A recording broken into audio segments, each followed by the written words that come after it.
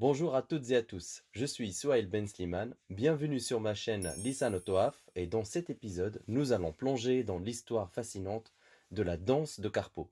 Nous sommes au musée d'Orsay.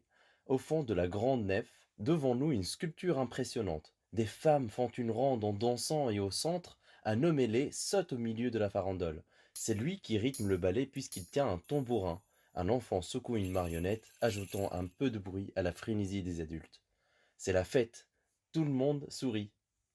Mais pourquoi les danseurs sont-ils nus? Il s'agit peut-être d'une scène mythologique, raison pour laquelle la nudité était autorisée. D'ailleurs, le caractère surnaturel de la scène est confirmé par la présence d'un personnage ailé, le génie de la danse, c'est-à-dire l'esprit qui insuffle l'énergie aux danseuses qui, elles, sont des bacchantes suivantes de Bacchus, dieu antique de la vigne et du vin. Les fêtes en l'honneur de Bacchus donnaient lieu à des cérémonies où certains convives en état de transe perdaient le contrôle d'eux-mêmes.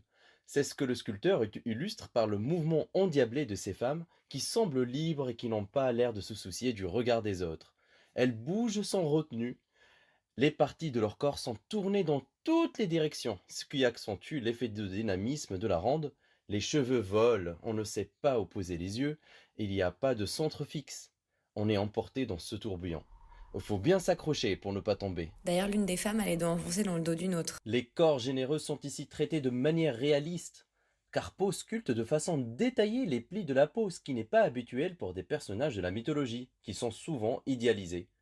Au lieu de proposer une composition bidimensionnelle ou paratactique, où on juxtapose des personnages alignés les uns à côté des autres, Carpeau rend le motif de la danse en trois dimensions: le tournoiement, le mouvement horizontal des bacchantes et le mouvement vertical du génie. Carpeau ne cherche pas à représenter simplement une scène, il donne vie à la pierre, il anime l'inanimé, il incarne ce que Baudelaire appelait le rôle divin de la sculpture, insuffler une âme dans la matière. L'artiste se révèle être l'homme qui faisait danser les pierres, comme l'a si bien résumé Michel Poletti, spécialiste de la sculpture. Pour qui était cette sculpture? Compte tenu de la taille du groupe, plus de 4 mètres de haut et presque 3 mètres de large, on imagine difficilement qu'il puisse s'agir d'une commande privée. C'est Charles Garnier, l'architecte de l'Opéra de Paris, qui avait sollicité Carpeau pour réaliser un groupe destiné à orner la partie droite de sa façade principale. Bien que paraissant très monumentale dans le musée, la sculpture est à l'échelle du bâtiment. Donc ce n'est pas Carpeau qui a choisi le sujet de la danse. C'est plutôt l'architecte qui a choisi le sujet et les lignes générales de la composition.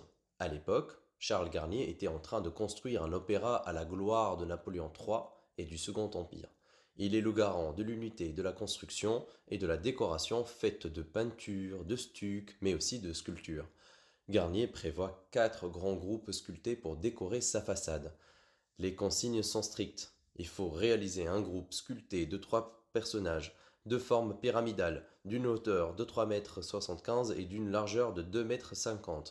4 sculpteurs sélectionnés doivent représenter un art de la scène: l'harmonie, la musique instrumentale, le drame lyrique et la danse qu'il confie à son ami et ancien camarade de classe de la petite école. Carpeau commence en 1863 par imaginer des maquettes, des versions réduites de sa future sculpture, comme le veut l'usage. Ces modèles sont comme des dessins préparatoires, susceptibles d'être modifiés après avis de l'architecte. Elles sont toujours visibles au musée. Mais très vite, Carpeau s'affranchit des règles, surnommées par certains la terreur des architectes. Il ne respectera pas vraiment les consignes. Emporté par sa fougue, il dépasse les dimensions prévues et impose son style expressif, exubérant, vivant. Il ne se contente pas de 3 figures, comme le prévoyait le cahier de charge. Il en sculpte 9. Garnier fronce le nez, mais finit par faire confiance au talent de son ami. Ce tempérament rebelle, cette énergie débordante, Carpeau les porte en lui depuis toujours. C'est vrai que sa vie fut tout sauf paisible, contrairement à ce que la douceur de certaines de ses œuvres pourrait laisser penser. Un artiste du XIXe siècle marqué par les passions, les déchirements, l'indépendance et le génie. Il est né en 1827 à Valenciennes, dans une famille modeste d'ouvriers, et il gardera toute sa vie un lien fort avec sa ville natale. Très jeune, il se distingue par un talent remarquable et intègre les beaux-arts de Paris. Il entre dans l'atelier de François Rude, célèbre pour la statue La Marseillaise sur l'Arc de Triomphe. Carpeau admire son maître, mais veut aussi le dépasser. Il veut rivaliser avec la puissance dramatique de ses reliefs. À 27 ans, il remporte le prix de Rome et part à la Villa Médicis. Mais là encore, Il a du mal à se plier aux règles strictes de l'académie. Son comportement surprend. On s'étonne même qu'il ne soit pas renvoyé. Derrière cette agitation se manifeste une forme de révolte contre l'autorité et ce besoin viscéral de liberté et de progrès qui ne le quittera jamais. Selon les mots de Carpo lui-même, le talent, tu le sais, est une opération lente qui marche avec le progrès de la pensée. Carpo est entre plusieurs styles et mouvements, néo-baroque, éclectisme, romantisme et réalisme. Comme les romantiques, il cherche l'émotion. Comme les réalistes, il représente les corps tels qu'ils sont. Mais alors pourquoi elle est au musée plutôt qu'à sa place d'origine sur la façade de l'opéra? Pour la protéger, la pierre des Chaillans est une pierre calcaire, particulièrement fragile. C'est abîmé en raison de la pollution qui creuse de petites alvéoles qu'on en distingue à certains endroits, ainsi que les traînées grises sur l'épiderme de la statue. La seule façon de préserver l'œuvre était de la mettre à l'intérieur. En 1964, la danse de Carpeaux a été remplacée par une copie réalisée par Paul Belmondo, père de Jean-Paul Belmondo. L'original est entré au Louvre d'abord, elle est ensuite restaurée en 1969, puis dès que le musée d'Orsay était inauguré en 1986, la sculpture originale intègre sa collection permanente et fait l'objet d'une exposition en 1989 lors d'un événement appelé la Danse de Carpeaux et Carpeaux, un sculpteur pour l'Empire en 2014. Mais cette autre danse à gauche, c'est une copie? Bonne question. C'est un modèle original en plâtre à demi-grandeur nature, modelé par Carpeaux lui-même en 1868 et qui a été envoyé au chantier et qui a servi de référence au tailleur pour tailler l'œuvre finale dans la pierre. Il est très rare qu'un sculpteur taille seul une œuvre aussi monumentale. Ça serait bien trop long et trop épuisant sans l'aide de son équipe de praticiens. Le plâtre a depuis été restauré et il est encore là, devant nous, un vrai privilège. Le défi était de donner l'illusion de la légèreté et du mouvement. Avec des blocs de pierre qui pèsent plusieurs tonnes, les pieds des personnages sont trop petits pour supporter le poids des corps, ils flottent dans l'espace sans toucher le sol.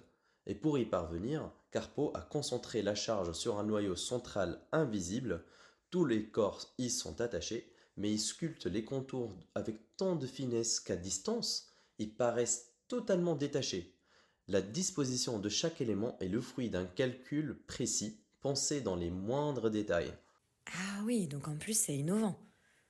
Le public a dû adorer le côté exploit. Si certains ont reconnu la virtuosité exceptionnelle de Carpeaux, d'autres ont vivement réagi contre. Le résultat a choqué. On a reproché à l'œuvre son exagération, son érotisme, son caractère presque orgiaque. La presse s'est emportée. Voici l'une des critiques les plus virulentes.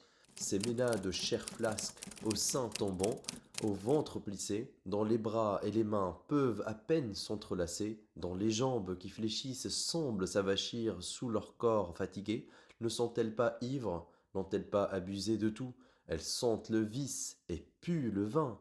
Un passionné d'opéra écrit: J'ai une femme et des filles passionnées de musique et qui vont souvent à l'opéra. Cela leur sera impossible désormais, car jamais je ne consentirai à les mener dans un monument dont l'enseigne est celle d'un mauvais lieu.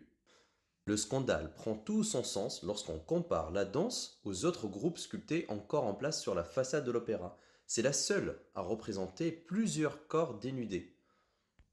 À l'époque, on est encore dans une société assez conservatrice. L'art officiel est souvent codé. On a le droit de montrer des personnages nus, mais soit dans un contexte mythologique, soit antique.